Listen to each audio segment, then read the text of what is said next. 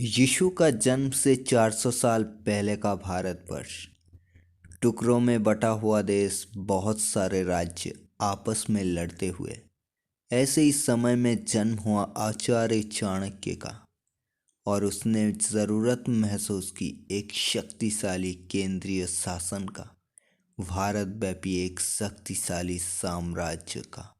क्योंकि छोटे छोटे राज्य में इतनी सामर्थ्य नहीं था कि वो वैदेशिक आक्रमण से देश की रक्षा कर सके। उसने सपना देखा अखंड भारत की।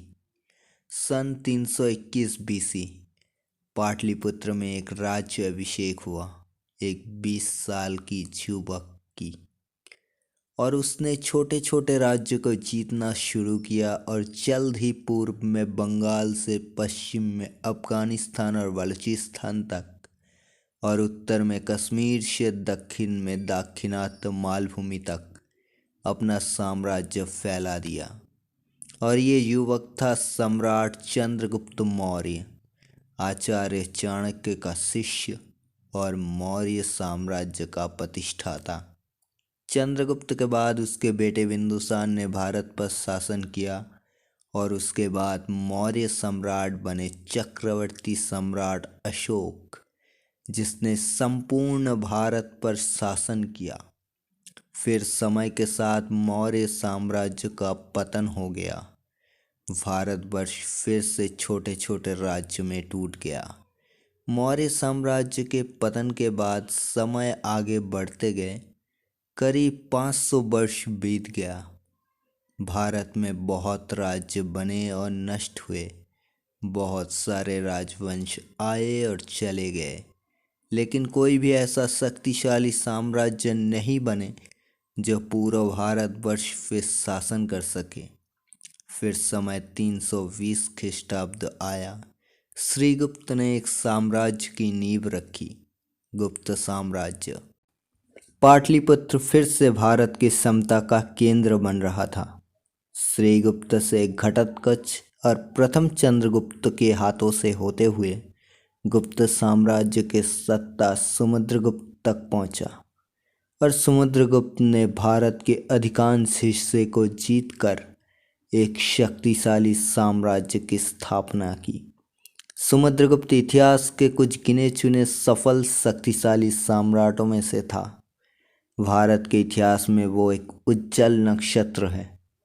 मौर्य साम्राज्य के बाद गुप्त साम्राज्य ने भी करीब पूरे भारत पर शासन किया, और इस साम्राज्य के विस्तार में समुद्रगुप्त का सबसे बड़ा योगदान रहा। समुद्रगुप्त सम्राट प्रथम चंद्रगुप्त और लिच्छवी राजकुमारी कुमार देवी का संतान था।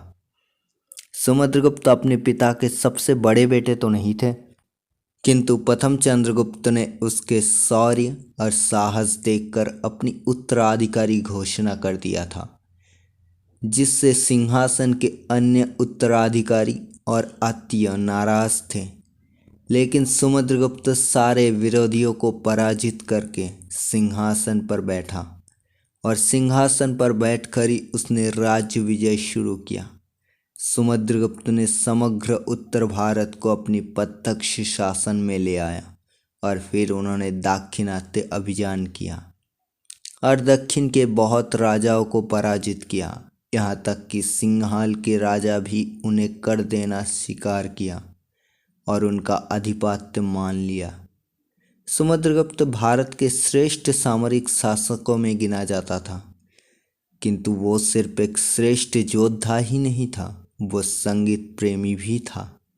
समुद्रगुप्त के समय के कुछ मुद्राओं में उनको बिना वादनरत अवस्था में दिखाया गया है। समुद्रगुप्त के बारे में हमें जो जानकारी मिलता है वो ज़्यादातर उनके सभा कवि हरिसेन का लिखा इलाहाबाद प्रशस्ति से ही मिलता है। समुद्रगुप्त के बारे में कहा जा सकता है वो एक योग्य शक्तिशाली शासक था।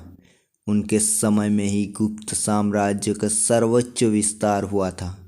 समुद्रगुप्त एक अपराजेय योद्धा था। पूरा जीवन वो किसी भी युद्ध में पराजित नहीं हुआ। उसने उत्तर भारत और दक्षिण भारत में सफल अभियान किया था। समुद्रगुप्त 335 ख्रीष्टाब्द से 380 ख्रीष्टाब्द तक शासन किया था। उन्हें गुप्त वंश की सबसे सफल शासक कहा जा सकता है।